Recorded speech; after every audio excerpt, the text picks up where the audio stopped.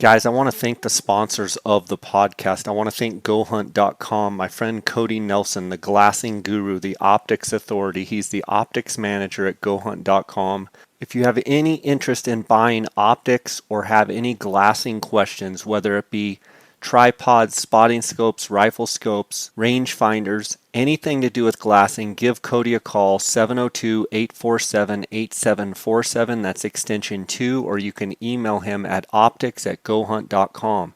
You can also send him a text or call him on his cell phone at 602-399-3699. Guys, right now at GoHunt.com Insider, you can take advantage of the free trial. Go to GoHunt.com/JScott. You're going to be able to take advantage of a free trial of the Insider. GoHunt is always adding more value for their Insider members. They've now added real 3D maps as a part of Insider for no additional cost. What an incredible value. Very soon they're going to have their mobile app up as well. Go to GoHunt.com/JScott and sign up for a free trial. If you're already an Insider member, it's automatically part of your Insider membership. And you can just go to the Maps tab up at the top once you sign in as an Insider. I also want to thank KUIU Ultralight Hunting. That's the gear that I wear on all of my hunts. To find out more, you can go to KUIU.com, KUIU.com. They're a direct-to-consumer company. They sell everything off of the KUIU.com website. I also do a lot of question and answer on my Instagram where I'm answering questions about guys wanting to know about gear about KUIU, so tune into my Instagram. I want to thank KUIU for their sponsorship. I also want to thank Phonescope.com. Use the JScott20 promo code. You're going to get a 10% discount on all orders. Again, thanks to all the sponsors of my podcast. Guys, welcome to the J. Scott Outdoors podcast. Today we've got our friend Steve Chappell of Zero Hunt Fees and ElkCampTV Chappell Guide Service. Steve, how you doing? I'm doing real good, Jay. Thanks for having me on. How are you doing? I'm doing great, buddy. I'm getting ready to go down to Mexico to do our annual Coues deer hunts, and I can't believe it, but it's actually this January will be my 25th season of going down to Mexico for Coues deer. It's amazing how time flies. Yeah, definitely. Boy, I've sure enjoyed looking at those giant bucks that you're posting on Instagram. Wow. Well, you've been down there with me. You know how it is. It's a lot of fun, and it's definitely a hunt that I look forward to doing every year, so I'm excited to get down there, and Dar's down there doing a little scouting right now, so I'm looking forward to this season for sure. Absolutely. Steve, I want to talk to you today. Primarily, we've got the Arizona elk regs just came out, elk and antelope, and I like to get you on every year to talk about the upcoming season. I kind of smirk and smile because it feels like we just came off it just seems like we just got done hunting and coming off the last season, and here we are already talking about the upcoming season, the 2021 Arizona elk season. Before we dive into the specifics of that, just what are your overall thoughts? And I'm sure you've already been talking to a lot of hunters with your Zero Hunt Fees and your program, but what are your overall thoughts coming off of the 2020 season going into 2021? Yeah, so 2020 was definitely a season and a year to kind of forget and put in the rearview mirror as far as I'm concerned. Mm-hmm. So I'm, anxiously looking ahead to 2021. We did have great antler growth, as you know, in 2020. But then we had an extended drought that lasted all the way through the summer and the fall. And so we had a very subdued rut, which made, a tough archery and early rifle hunt, not the kind of hunt that we usually enjoy in Arizona. So I'm definitely looking forward to better in 2021. We definitely do need a lot of moisture. This drought kind of continues, but I always say I would take a little less on the antler growth side and a little more on the bugling side would be just fine for me. So I'm hoping that if nothing else, we get some good strong monsoons next summer and we get lots of tanks full, lots of grass and some healthy rutting elk is what I really look forward to. Yeah, and I think one of the things, Steve, like you said, our antler growth was good in 2020, and expectations were high, but you and I have been doing this long enough. We knew that the summer drought, we knew that that was potentially, we were hoping not, but even in our recap of the season, I talked to you, we were optimistic that we were wrong, but I think we all knew deep down in our heart that we were in for a challenging rut with the amount of, summer drought specifically that we had. It just seemed like those elk, and from everybody I talked to, just were very sporadic rut. Even though the antlers were big because of the, prior winter moisture and getting that green up, we just totally failed on that summer monsoon. You mentioned the drought going into this year, and guys thinking about that, applying for this next year. If we have a big monsoon, it definitely changes their behavior pattern. Talk a little bit about that. Why summer monsoon is so important. Yeah, Jay, a real reality check for me was going back and looking at some of my footage from former years and seeing just green grass that's shin high, you know what I mean?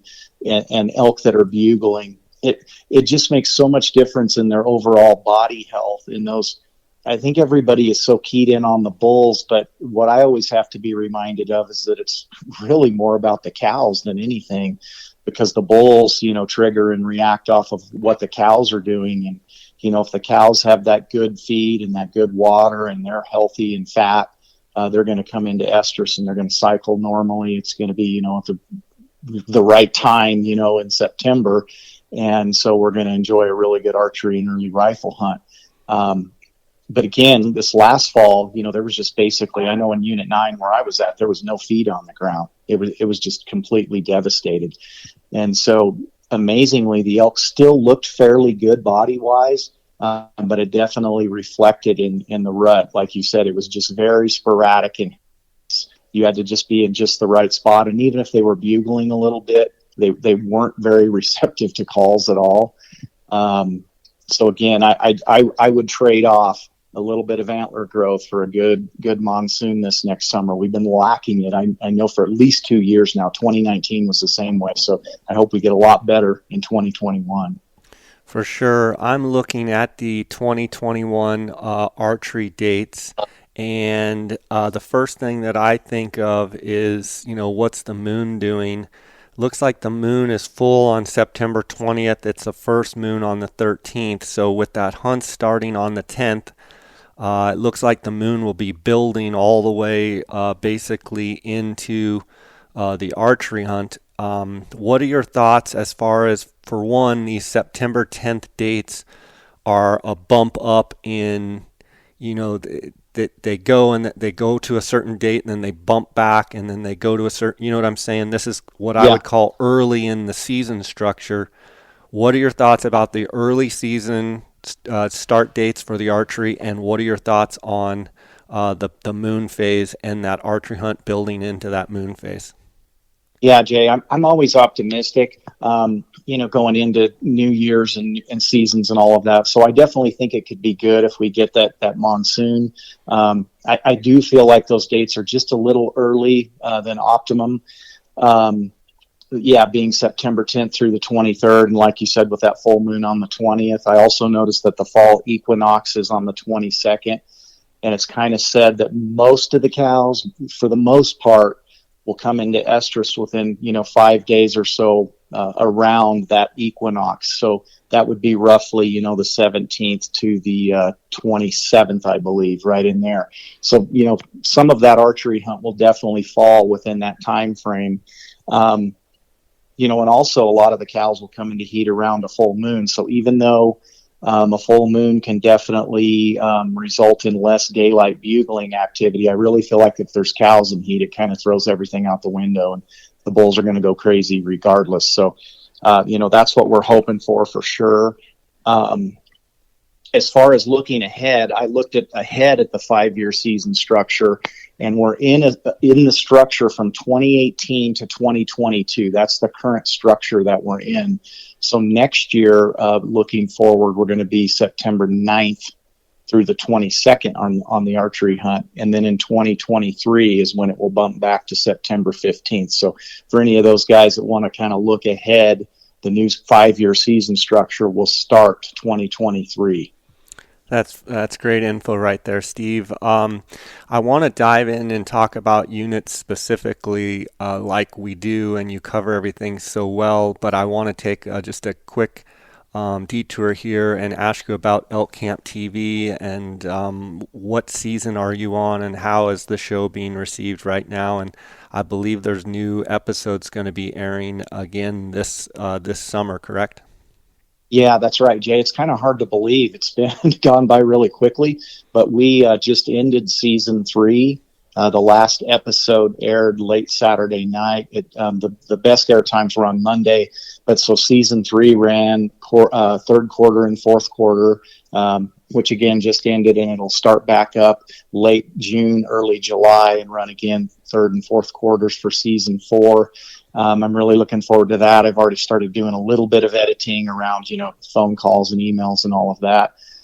So I'm really, pumped about being able to air season 4 again on Sportsman Channel. Show has been very well received. This year, the viewership went way up, although I feel like that was a little bit due to, unfortunately, to COVID and, lots of people being kind of housebound a little more and looking for things to do. And thank goodness they tuned into Elk Camp. So it's been well received, and I'm excited to continue into season 4 next year. Fantastic. I'm looking forward to it. Steve, your Zero Hunt Fees program has been a huge success. Talk a little bit about that, and then I want to dive into the units themselves. Specifically, how do you help people with Zero Hunt Fees draw tags and help them save money? Yeah, absolutely.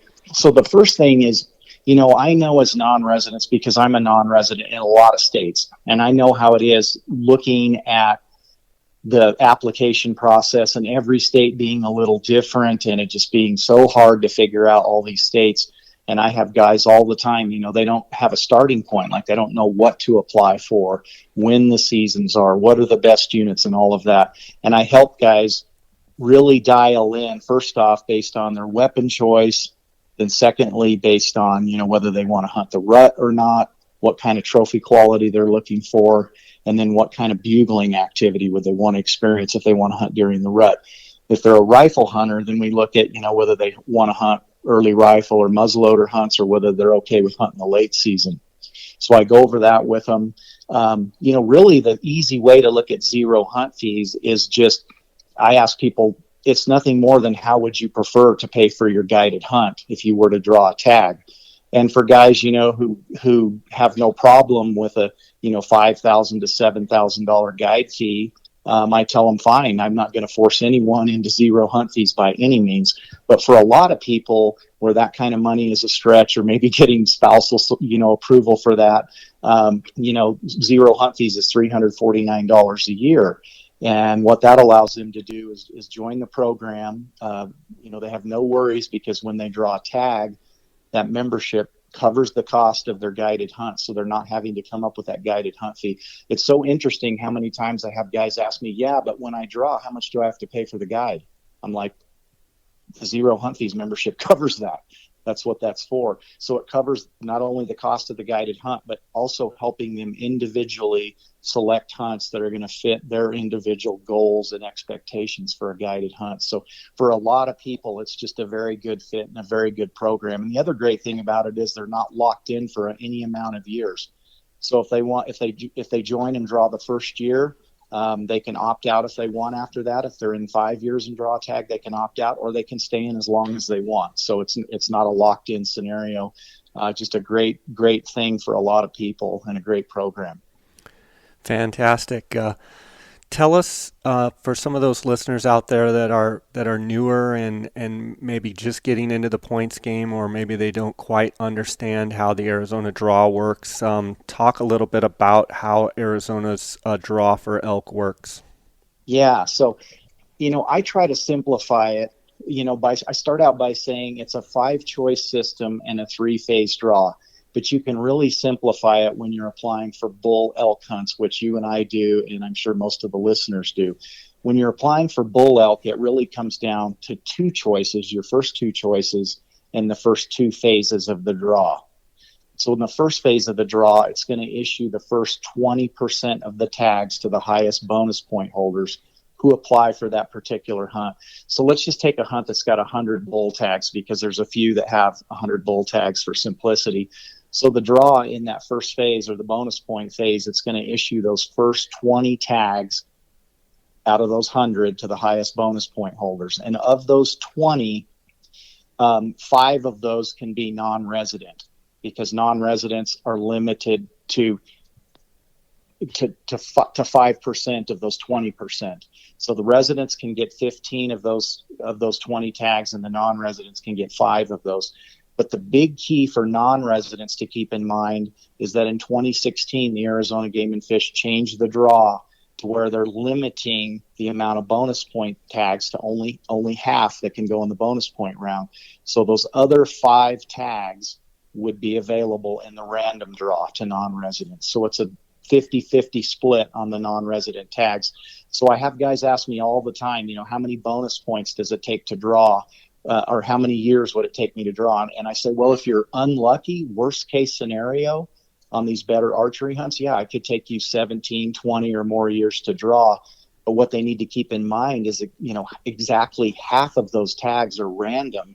So it makes the Arizona draw just such a great thing, because it's got that element of fairness and a perfect element of randomness as well. So you've always got a chance, and that's what makes it exciting for people. Yeah, and another thing to point out there is that's per unit. So, I mean, in Unit 9, Yeah. 5 of those tags, because there are 100 bull tags in Unit 9, 5 of those can go to non-residents in any point structure from 0 to whatever. They could go to a 3-point holder, a 7-point holder, whatever it may be. Yep. The first you're applying, 5 of those tags, up to 5 of those tags can go to any point holder under than the maximum point pool, right? Yeah, that's exactly right. So, yeah, you don't have to build a bunch of points. You can draw from the very first year, and there's people who do it all the time. And the other great thing about the Arizona draw, unlike a lot of states, and people have a hard time wrapping their head around this, is the fact that it legitimately considers both your first and your second choice when it comes to your application. So you don't just have to, throw in the towel per se and just apply for average units as your first and second choice. In fact, that's a mistake. I tell people, if you apply for, a mediocre or lower tier hunt as your first and your second choice, you're basically applying for the same hunt twice. What the wise applicant does is they use their first choice to go for that really slammer, home run type, once in a lifetime type hunt.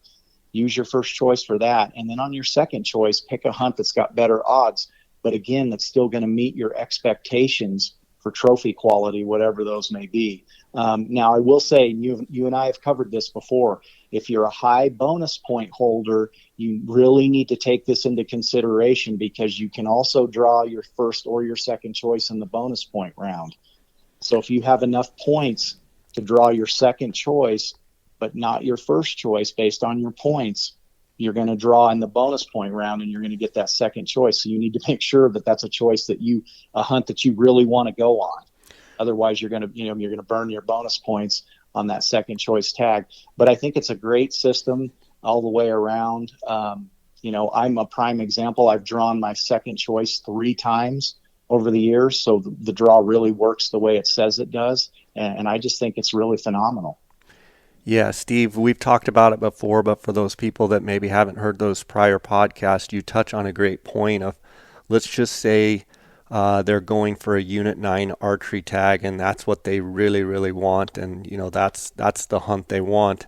A lot of people don't understand that if they are a high point holder, and that by having high points, whatever their second choice puts them in the max pool for that second choice, their Unit 9 choice doesn't even get looked at. They would automatically, I hear people say, well, I put in for 9 first and I put in for 7 west second. Well, if you will, let's just use and I haven't looked at it here, but say 20 points, and you probably know, but Yeah. 20 points is the guaranteed for non-residents for Unit 9, and let's say 15 points is a guaranteed for Unit 7 West, and they have, 18 points, and they say, Yep. well, I drew a tag, my credit card got hit, but I don't know what I drew yet.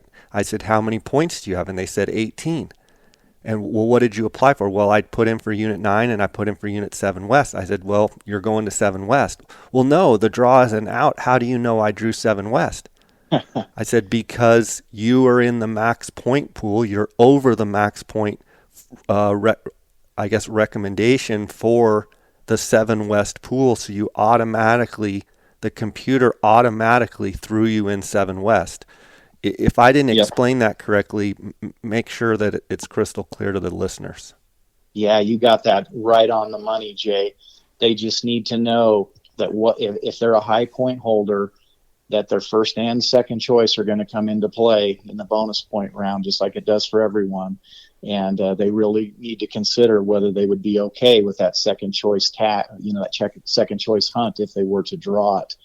And you got it exactly right. If they're in that bonus point level where they're able to draw that second choice, they're going to, and their first choice doesn't even come into play because they don't get to the random draw because they run the bonus point phase of the draw first. Yeah. So what you said makes perfect sense. And, a guy like that, might want to take a look at some of these resources that are available out there as far as bonus points. I always look at the Game and Fish 20% bonus point pass report broken down by hunt number.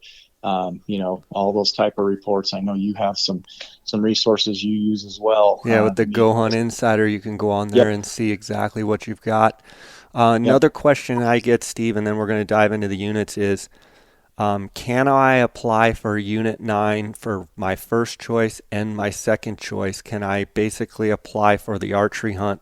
Or if I'm interested in Unit 10, can I put Unit 10 archery first choice, Unit 10 archery second? I get that question all the time. And yeah, what's your can answer? absolutely, they can do that. And there's some misinformation out there. I've even heard it said that if you really want to hunt, put it all 5 of your choices for that unit. But really, in effect, it does you no good. If you use your first and second for the same hunt, basically, if there's not tags available when the computer considers your first choice, let's just say it's Unit 9 archery, and there's no tags available for that hunt, and it goes to your second choice to consider that choice, and again, it's Unit 9 archery, it's going to get the same result because there's no tags available for that hunt. Right. So if you have a hunt that waste of time. If you just want to hunt Unit 9 archery, just do one choice, Unit 9 archery, and it makes it simple.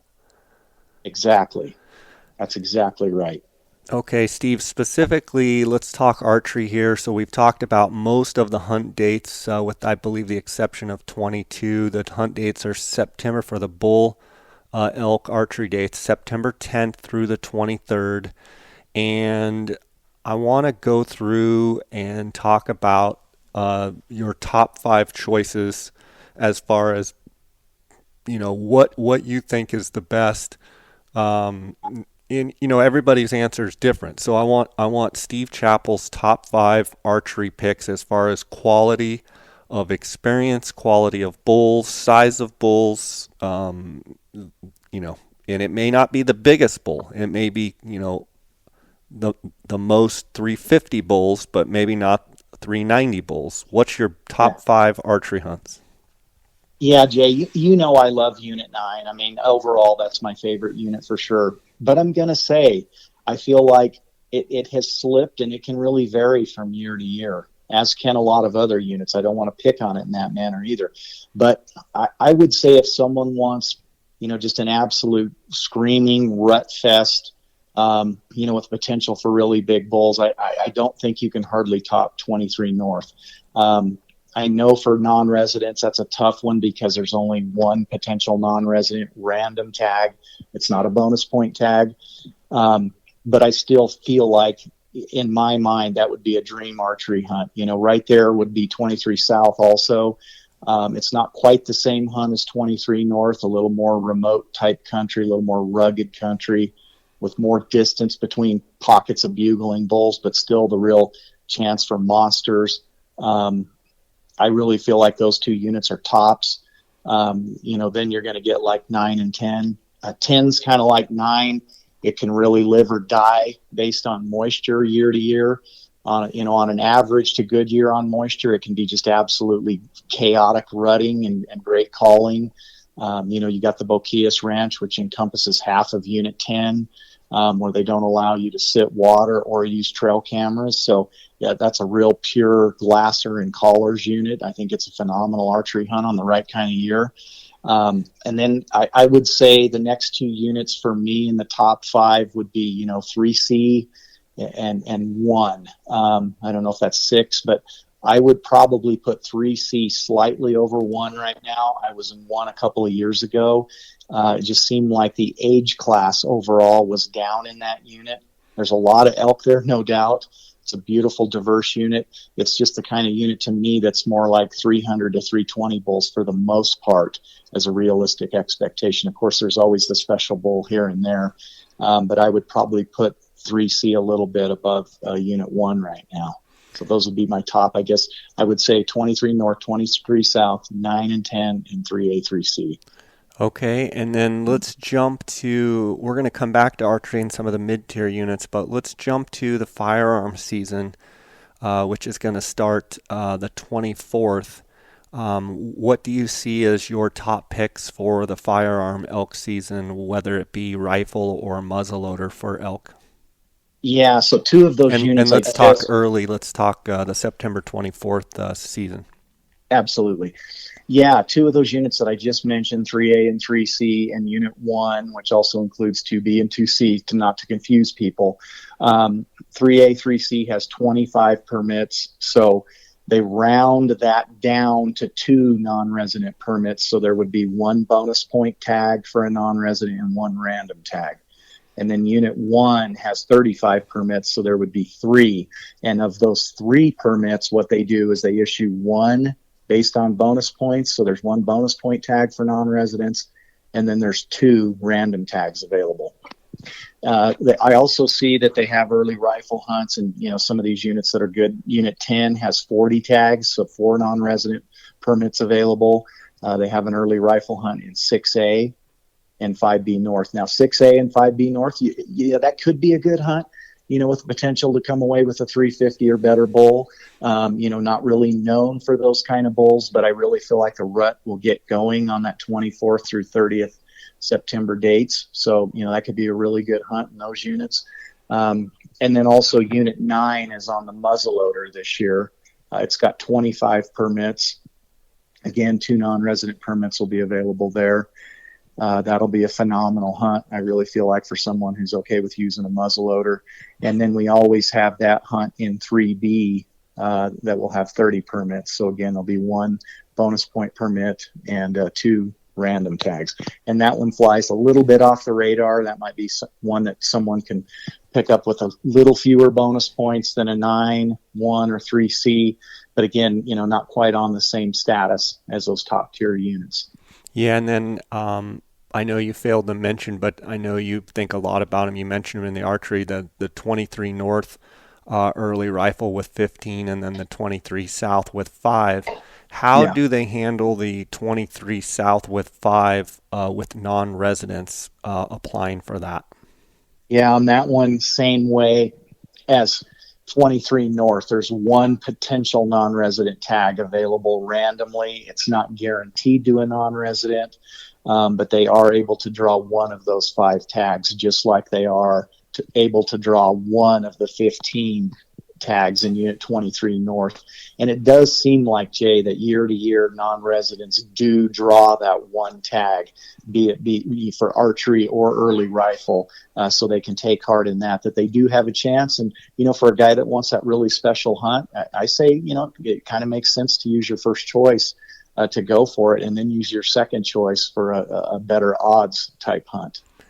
Is 15 the number of the breakdown where it just is a complete random tag, as far as, you mentioned that 23 North has 15 archery tags, and it's a completely random one, one tag. Is that the same with the early rifle? Is 15 that magic number where it's not two, it's just one, and it's random? Yeah, exactly. Because it's interesting as far as tag numbers go. When you have, 15 or 25 or whatnot, the Game and Fish rounds the .5 down. So, in other words, if you have a hunt like Unit 9 early rifle with 20, or muzzleloader with 25 tags, the Game and Fish, allocates or potentially allocates 10% of those tags to non-residents. So that would come out to 2.5.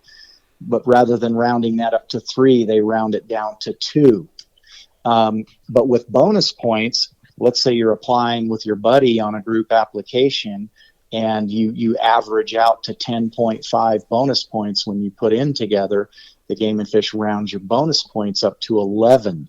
So they round up for bonus points, but down for tag numbers. So, kind of bad news for the non-residents on that. But still, I feel like here in the West, our draw system is the best by far, hands down. I really feel like. Yeah, I agree with you on that. It gives everybody a chance, Yep. with some weight to the people that have been putting in for a long time as well, but also gives Yep. some opportunity chances for those that don't have any points or have very few points.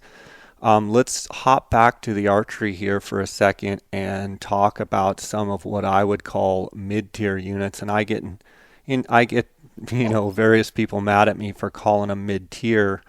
But I'm looking at like the 3B, 4A, 4B, 5A, 5B North, 5B South, 6A, 6B, 7 East, 7 West, Unit Totally. 8.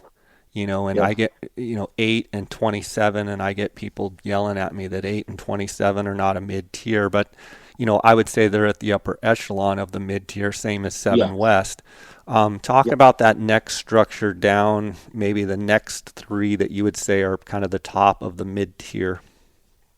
Yeah, absolutely. So if it were on my application and I was considering a mid-tier unit, I would say 1 would definitely be at the top of my list. I don't quite put that in the top tier just because, like I said, I feel like the age class of bulls is down a little bit and the trophy quality is a little less than some of those top tier that we talked about.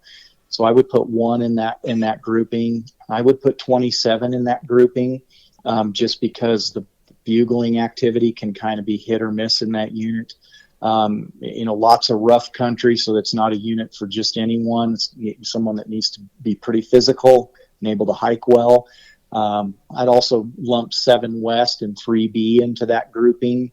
Again, just like many, many units, you can have real hit or miss bugling activity just depending on the year. The temperatures, moon phase, all of that can come into play. And then, yeah, a unit like 8 would kind of come in at the lower end of that. With 250 tags, I just feel like that's a little crowded in that unit. And when you add to that, I think maybe they have 50 cow tags in there as well, which you have to take into account. That's people out there, maybe calling and putting pressure on the elk. 8's just real famous, like many others, for having that hit or miss bugling.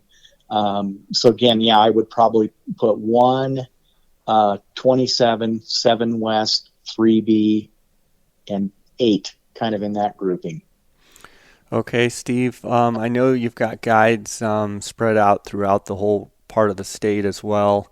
Let's talk a little bit about late hunts and what you feel some of the top quality late hunts are. Maybe the top 3, 4, 5 units that you like for late hunts. Yeah. Late hunting, I always tell people, approach those with caution. Number one, you and I have a saying, friends don't let friends apply for late hunts for a few reasons. I mean, they're physical, they're challenging, and very often in winter weather. We didn't have that this year, but boy, the last 3 years, we've had some really nasty winter storms come in and really play a big part in that hunt. And, if you don't like hunting in a foot of snow, and single digit to 0 degree temperatures, that hunt is not for you. And you need terrain and topography to where you're able to glass and find those bulls, because if you're just hunting mostly flat, thick country, it's just like turning up a needle in a haystack. Like Unit 9 being probably my overall favorite unit to be in during the rut, It's one of my least favorite during the late hunt, just because there's not much topography to that unit. And where there is some, you get a lot of people there and there's a lot of pressure. So it's not at the top of my list by any means on the late hunt. So the better late hunts are going to be, I would say the top one in my mind would be in 23. Then to a slightly lesser degree would be 27, mainly because, we had that big fire in 2011, I believe it was. It made it much more opened up and visible to glassing in 27. So the bulls have kind of been getting hammered over the last, several years. So the trophy quality is down a little bit, but still a really good late hunt for the right person. And then I would put Unit 1 probably next, followed by Unit 10. Although Unit 10 can be tough because 10 doesn't really have a lot of canyon country. It just mostly has those volcanic mountains out there that you can crawl up on and glass and find bulls. But again, it's very difficult if they're not within range to cut the distance down, make a stock, and get them killed. Whereas those other units, 23, 27, and 1, have more canyon country. And that canyon country is important where you want to get and shoot across at an animal, where you talk about 9 and 10 being tough, where you've got sometimes you can get up on those knobs and see them out there, but then they disappear into those juniper jungles, where in 27 and 23 you can be across from them looking into those juniper jungles, but you have the angle of the hill on the hill they're on opening up the hill to give you shot opportunities, where in Unit 10 the cedars are flat and the angle of the hill is flat, so you can't shoot into them. You have to shoot through the trees, and that becomes a problem. So, any late hunts, the reason that these late hunts, Steve's saying that, some units that can be phenomenal in the early season, like 9, are not as good for late. It's because of the angle. Would you agree? Yeah, that's absolutely right, Jay. You need that topography. You need that canyon country to be able to see across and shoot across at them.